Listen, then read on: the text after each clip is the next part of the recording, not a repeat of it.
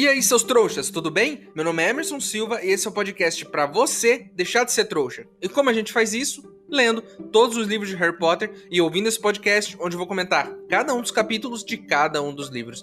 Lembrando sempre que você pode fazer na ordem que você quiser. Hoje vamos comentar o capítulo 5 de O Cálice de Fogo, As Gemialidades Weasley. Não sei o que isso significa, não sei o que são gemialidades. A primeira coisa que me vem à mente é que são coisas de gêmeos, e se são coisas de gêmeos e são Weasley, são dos gêmeos Weasley, mas vamos ler o capítulo para descobrir do que eles estão falando.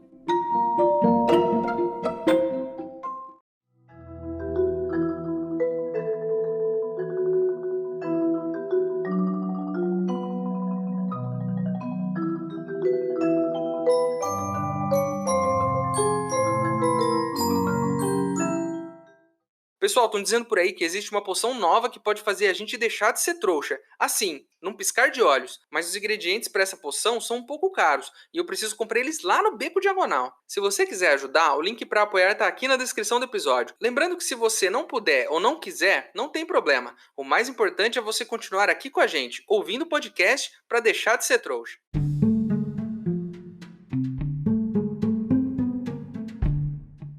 Assim que o Harry chega na casa dos Weasley, ele vê dois Weasley que ele ainda não conhecia. Um deles é o Carlinhos, que ele é fortão, assim, um cara fortão, ele tem uma queimadura no braço, né? E o Harry aperta a mão dele e sente um monte de bolhas e calos na mão dele. Provavelmente porque ele trabalha com dragões, ele é o irmão que trabalha com dragões. Vocês lembram dele? Ele não aparece em A Pedra Filosofal, mas ele manda uns amigos dele irem buscar o dragão do Hagrid, né? E eles levam lá na torre e os amigos chegam, pegam um dragão e levam embora. Então, foi esse cara, o Carlinhos, que mandou os amigos até lá em A Pedra Filosofal, mas a gente não tinha visto ele ainda. Esse negócio na mão dele tá cheio de calo e bolha por causa do trabalho é muito verdade, porque quando eu era adolescente, em uma dessas férias da escola aí, meu pai inventou que ia fazer uns concertos lá em casa, e aí eu tive que ajudar, né? Me colocou pra ajudar. Eu fiquei cheio de calo na mão e uma cicatriz no meu braço. Infelizmente eu não fiquei musculoso, que nem o Carlinhos, mas calo na mão era o que eu mais tinha no final daquelas férias. O Gui, ele é o mais descolado dos irmãos, ele tem cabelo comprido, ele usa um brinco com um dente grande assim no brinco,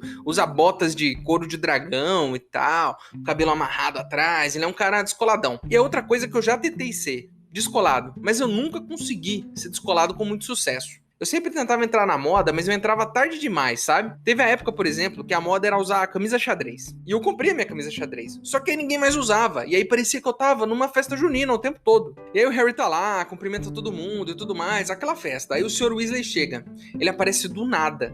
Mas do nada mesmo, ele aparece do lado do Jorge, assim, ele aparece. E ele já chega dando uma bela de uma cagada no Fred e no Jorge, porque eles deixaram cair lá o caramelo que o Duda comeu, né? Uma informação interessante, depois de toda aquela briga, os Dursley deixaram que o Sr. Weasley encolhesse a língua do Duda, olha só, eles deixaram. E tem coisas importantes aqui nesse trecho. Uma, o Sr. Weasley apareceu do nada. Será que isso é aparatar, como ele tinha dito no capítulo anterior que ia fazer? Pelo que deu pra entender aqui, só por essa cena, é tipo um teletransporte. É um jeito de viajar que, né, desaparece em um lugar e aparece no outro, o que é muito mais prático, né, do que tudo que a gente viu até agora. Até agora a gente viu o quê? Vassoura, a gente viu o pó de flu, que você fica viajando de lareira, a gente viu carro voador, trem pra Hogwarts, noite bus.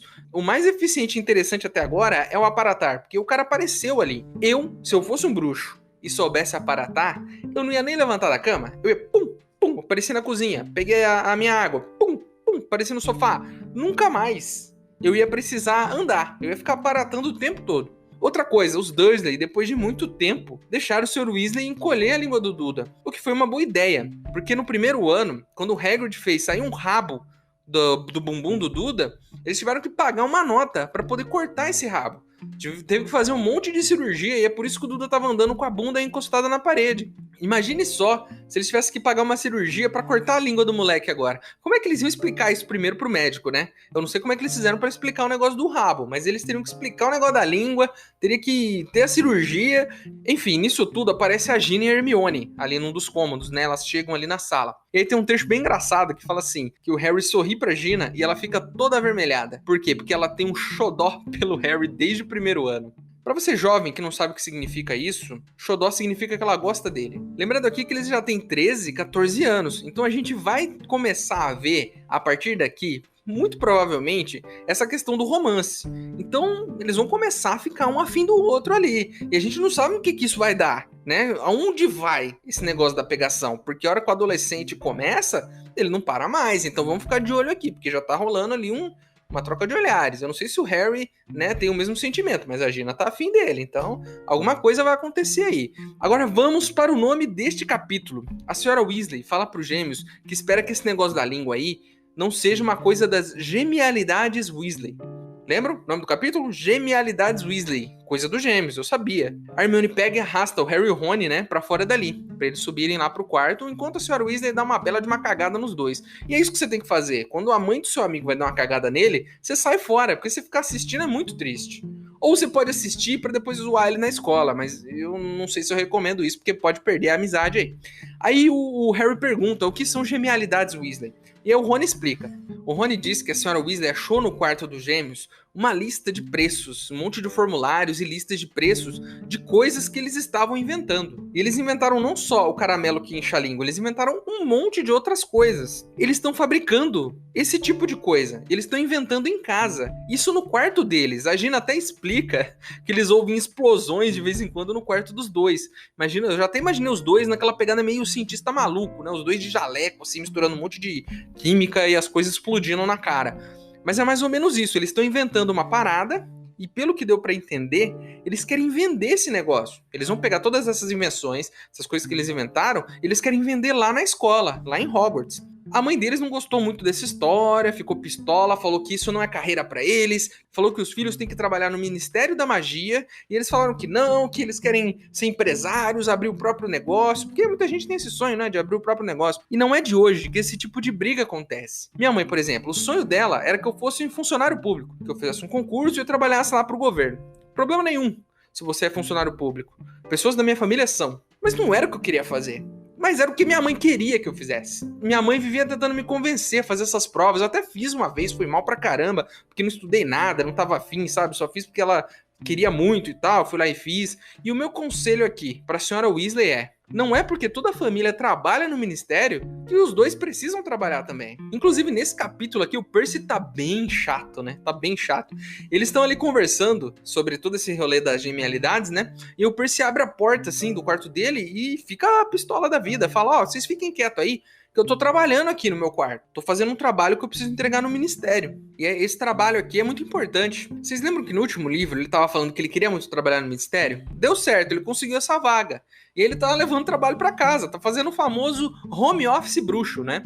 E parece que o trampo dele envolve padronizar caldeirões, porque parece que os fabricantes de caldeirões estão fazendo caldeirões cada vez mais finos. Isso é um problema. Então, ele tá fiscalizando a grossura do metal do caldeirão. Então, pra ele isso é muito importante e eles estão atrapalhando ali, né? Interessante. Eu acho que é importante você ter um trabalho, você levar isso a sério, mas ele levou o trabalho pra casa e aí a família toda tem que se mobilizar e ficar em silêncio porque ele tá trabalhando.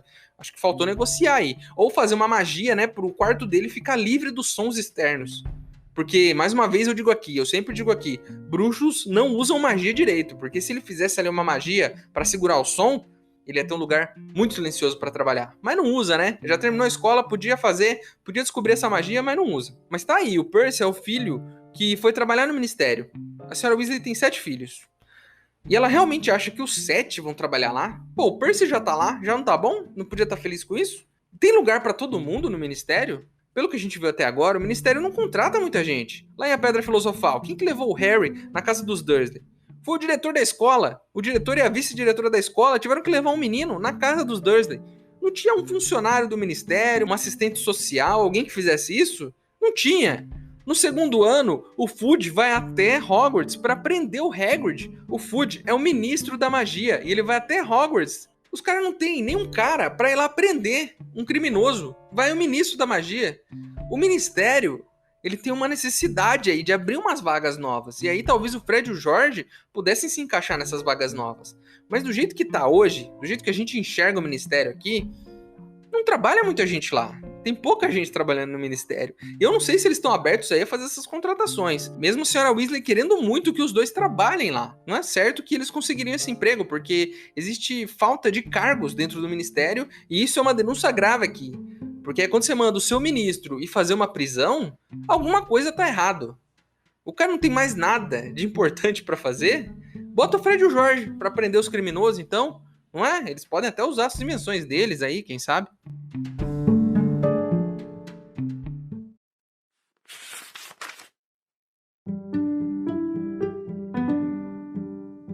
Vamos comer no jardim, disse ela quando os garotos entraram. Não há lugar para 11 pessoas aqui dentro. Podem levar os pratos para fora, meninas? Gui e Carlinhos estão armando as mesas. Facas e garfos, por favor, vocês dois, disse ela a Rony e Harry, e apontou a varinha com um pouco mais de força do que pretendera para um monte de batatas na pia, que saíram da casca demasiado depressa e acabaram ricocheteando nas paredes e nos tetos. Ah, pelo amor de Deus! Exclamou ela agora, apontando a varinha para uma pá, que saltou de lado e começou a patinar pelo piso, recolhendo as batatas.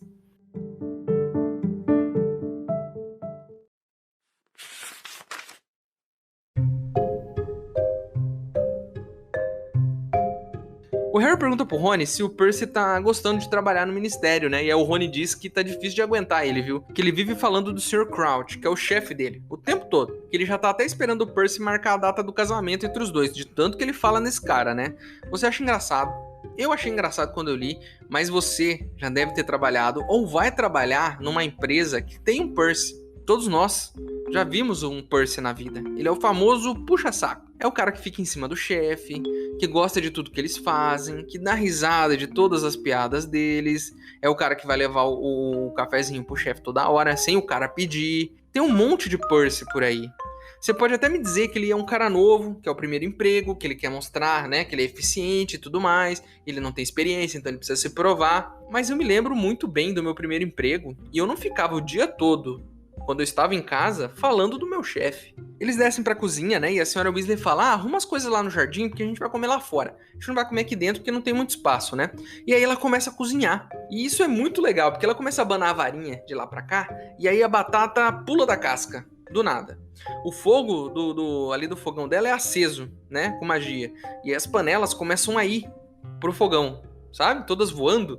As facas vão se mexendo e cortando as batatas. Enquanto ela faz tudo isso, é muito engraçado que ela fica reclamando do Fred e do Jorge. Então, tipo, esses meninos não tomam jeito, esses meninos não pensam no futuro deles. Enquanto isso, ela tá lá, mexendo a varinha, fogo acendendo, o molho mexendo, a batata sendo cortada. Eu achei muito legal esse detalhe de ver a senhora Weasley cozinhando, de usando magia pra cozinhar. É um detalhe que parece bobo, mas ele diz tanta coisa pra gente. Vocês se lembram que lá atrás, nos primeiros livros, eu questionei de onde vinha a comida? Se não dava pra fazer comida com magia? Eu nem lembro se eu cheguei a fundo nesse assunto. Me desculpe, mas faz muito tempo, então já esqueci de muito detalhe. Mas é muito legal ver isso acontecendo aqui. Isso é tão interessante porque não foi tipo um diálogo, alguém conversando com outro personagem explicando: olha, nós bruxos cozinhamos assim, nós usamos a varinha. Não, a cena tá acontecendo e você tá vendo a coisa acontecer. E ela é divertida e explicativa. Ela mostra pra gente como os bruxos fazem a comida deles do dia a dia, né? Porque em Hogwarts tudo aparece ali na mesa, né? E essa foi a primeira coisa que eu pensei. Porque assim, se a comida não aparece do nada, se é preciso cozinhar, então em Hogwarts provavelmente tem uma cozinha. Alguém cozinha aquela comida toda que aparece na mesa, certo? Talvez ela seja só transportada de algum lugar. Então, vamos ficar esperto, vamos ver se eles vão explicar isso em algum momento. Porque a gente já sacou aqui que a senhora Weasley não faz uma magia e a comida aparece. Ela tá cozinhando, faz todo o processo que nem a gente faz. Que nem nós trouxas fazemos aí, usando as nossas panelas e o nosso fogão a gás. Muito interessante esse detalhe e acho que vale a pena acompanhar. O Harry e o Rony chegam no jardim com alguns talheres para poder distribuir entre as mesas, né? E acontece uma cena muito legal aqui. Um gnomo passa correndo e entra numa bota, que tá ali na porta da casa. E aí o bichento vai lá e fica tentando pegar o gnomo dessa bota. Os outros Weasley, eles estão lá no jardim fazendo as mesas levitarem, até um lugar específico. Eles fazem aparecer toalhas que cobrem a mesa, né? E eles vão colocando os pratos, tudo com magia, arrumando as coisas pro jantar. Parece uma cena boba, né? Mas é tão gostoso ler isso, eu gosto tanto de ler esses detalhes, sabe? Tipo, de ver a senhora Weasley cozinhando, de ver eles montando a mesa pro jantar, arrumando as coisas enquanto eles conversam, enquanto eles riem, sabe? A senhora Weasley lá dentro, fazendo as coisas com a varinha. Esses detalhes, eles não levam a história pra frente, eles não movem a trama, mas eles acrescentam uma textura tão legal na história, né? É um momento ali em que eles estão convivendo, né? É um momento de convívio de bruxos, né? Fazendo coisas normais, que eles fazem todo dia. Sem basilisco, sem Voldemort, sem prisioneiro de Azkaban. É uma cena do dia a dia. Ela não leva a história nem pra frente nem pra trás, mas dá um gostinho de como é o mundo bruxo, né? Um dia normal na vida deles. E é isso que eu gostaria de ver nos filmes às vezes. Mais cenas como essa, sabe? Cenas em que as coisas só acontecem. Cenas que às vezes nem fazem parte da história principal, mas que são detalhes gostosos de você ver do mundo bruxo. É quase como se você estivesse só olhando, sabe, as coisas acontecerem. Dá vontade de você entrar dentro das páginas e participar daquele momento. De estar ali, enquanto eles arrumam as mesas, enquanto eles conversam, enquanto a senhora Weasley cozinha, sabe? Eu realmente gosto muito de ler trechos que são assim, e foi muito divertido esse trecho, principalmente porque é uma família bruxa, né? Geralmente a gente tá em Hogwarts e a gente não tem esses detalhes que são tão legais. Enquanto eles estão comendo, como em toda a família, as pessoas estão conversando sobre as coisas deles, né? E aí lá no canto tá o Sr. Weasley falando com o Percy sobre trabalho. Aí o Sr. Weasley diz, né, que um tal de Ludo Bagman, chefe do departamento de jogos e esportes mágicos, conseguiu os ingressos pra ele, porque ele fez um favor pro cara, o cara conseguiu os ingressos pra ele.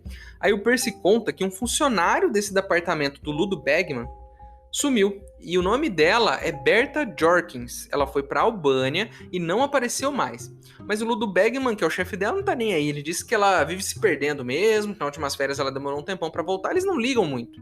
Vamos dar um pause aqui e vamos falar um pouquinho sobre tudo que eles estão conversando. Primeira coisa, vocês se lembram da Berta Jorkins? Ela foi mencionada no começo desse livro e a gente não sabia quem era. O Voldemort disse que eles sequestraram, torturaram e mataram a Berta. Então a Berta, ela não tá sumida, ela foi assassinada pelo Voldemort e eles não sabem ainda. E ela sumiu desse departamento de jogos e esportes mágicos. Vamos ligar os pontinhos aqui. A Berta é desse departamento, e o Voldemort disse pro Rabicho que eles vão esperar o fim da Copa Mundial pra agir. Então, como diria minha mãe, tem caroço nesse angu.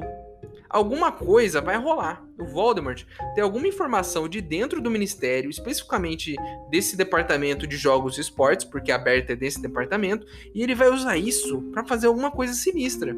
Esse foi o bloco em que eu desvendo o mistério pra você e faço todas as ligações como um detetive, que eu sou praticamente um detetive aqui. Aí o jantar continua. A senhora Weasley tá reclamando do cabelo do Gui, passando a mão no cabelo dele, falando que ele tá desleixado, que o cabelo tá grande demais. Eu sei bem como é isso. Minha mãe, até hoje, vive me pedindo pra cortar o cabelo, que ele tá muito grande, que ele tá uma bagunça, que eu sou um desleixado. Eu já moro com a minha namorada em outra cidade, que não é a cidade dos meus pais, há quase 10 anos. E a minha mãe ainda tenta me dizer como eu devo cortar o meu cabelo. Mas a diferença principal aqui é que o cabelo do Gui, ele vai pra baixo. E ele pode amarrar num belo rabo de cavalo. O meu vai pra cima.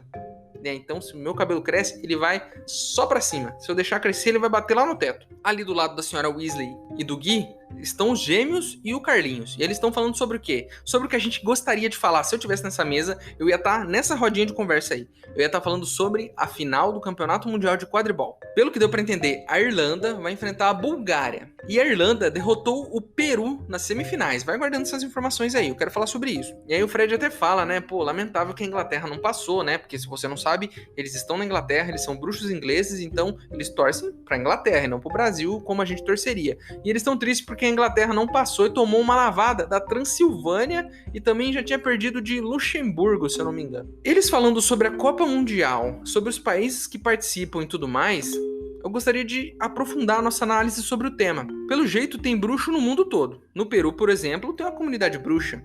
Né? Na Transilvânia tem uma comunidade bruxa. E Uganda, eles falam de Uganda, tem um time de quadribol, então tem uma comunidade bruxa lá. Certo? Então a gente poderia parar aqui e pensar no seguinte: existem ministérios da magia desses países? Existem suas próprias versões de Hogwarts em cada um desses países, já que todos eles têm comunidades bruxas? Isso é muito legal, isso expande o universo. É a primeira vez que a gente ouve falar de coisas que acontecem em outros países. Mesmo que seja só um detalhe pequenininho de que tem um time peruano, por exemplo, você sabe que no Peru, se tem um time peruano de quadribol, quer dizer que tem comunidade bruxa. Se tem comunidade bruxa, vai ter lá o Beco Diagonal dos Caras, que é o lugar onde eles compram as coisas. Vai ter provavelmente o Ministério da Magia, vai ter a Hogwarts, porque é onde as crianças do Peru estudam. E aí onde estudam as crianças do Brasil, da Argentina, do Chile. Então, os bruxos estão espalhados por aí. E é muito legal esse pedacinho, né? Às vezes a gente não para pra pensar no que significa esse trechinho de texto, mas ele já diz tudo isso pra gente, que existe bruxo no mundo todo, organizado em comunidades. Aí, eu queria falar sobre uma segunda questão. Pensando nisso, de que existem comunidades bruxas no mundo todo, faz sentido eles adotarem a mesma divisão política que nós adotamos, né? Porque, por exemplo, o território brasileiro, ele é dividido politicamente. Não existe lá uma linha que passa no chão e divide o Brasil dos outros países. É uma coisa política, né? Que foi acontecendo ao longo dos anos e tudo mais, e todos os países têm a sua história do porquê o território deles é assim. Aconteceu, mas isso foi o quê?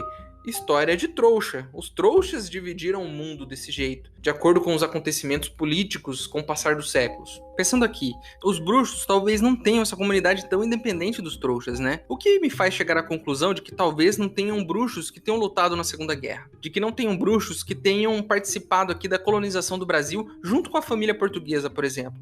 Então os bruxos, nesse caso, fazem parte da história, estavam inseridos nela, se movimentando, agindo, e a gente é dividido dessa forma geopolítica aqui, do jeito que é, porque os trouxas e bruxos foram acontecendo aqui, no meio disso tudo, fazendo coisas, guerreando, brigando, né? O que impede um bruxo de ser um deputado, por exemplo? Nada impede. Então acho que não é que os bruxos adotaram a divisão geopolítica dos trouxas, é que bruxos e trouxas construíram essa divisão ao longo dos anos com interferência entre eles. Faz sentido, não faz? Figuras históricas brasileiras, por exemplo, podem ter sido bruxas e a gente não sabe. Então, interessante. Então, na real, eu acabei de explicar tudo que eu acabei de questionar aqui em cima. Tudo aconteceu porque as comunidades estão misturadas, né? Todos convivendo juntos e influenciando uns aos outros, e os acontecimentos históricos também. Então, tudo que aconteceu na nossa história provavelmente tem influência dos bruxos da nossa história. Faz sentido, não faz?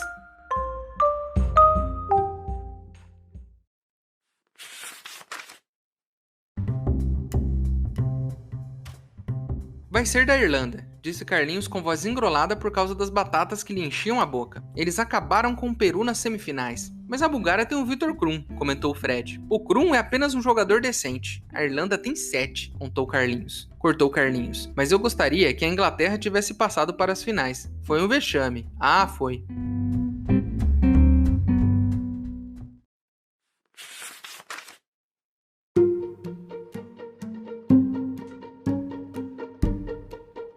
Então é isso, meus queridos. Terminamos mais um capítulo de Harry Potter e o Cálice de Fogo. E a coisa tá começando a acontecer, hein? Eu já estou curioso pros próximos capítulos. A gente levantou um monte de teorias aqui, um monte de questões que precisam ser explicadas. E a gente só vai descobrir se a gente continuar lendo. A capa do episódio de hoje foi ilustrada pelo Kazu Kibuishi. Se você não gostou de algo que eu disse, tem alguma informação para acrescentar, ou só quer mandar o seu e-mail para reclamar de alguma coisa, o nosso e-mail é e-maildostrouxas@gmail.com. Ele tá aqui na descrição. Manda seu e-mail para mim, que se eu gostar, eu vou ler ele aqui. Agora você pode virar um apoiador desse podcast. O link para você apoiar tá aqui na descrição. Mas se você não puder ou não quiser, não tem problema. O mais importante é você continuar aqui com a gente, ouvindo cada episódio, para deixar de ser um trouxa, né? Para quem quiser me seguir nas redes sociais e ver o que eu ando fazendo por lá, o meu usuário do TikTok e do Instagram estão aqui na descrição do episódio também. Certinho? Então é isso, espero vocês no próximo episódio. Meu nome é Emerson Silva e esse é o podcast para você deixar de ser trouxa. Tchau!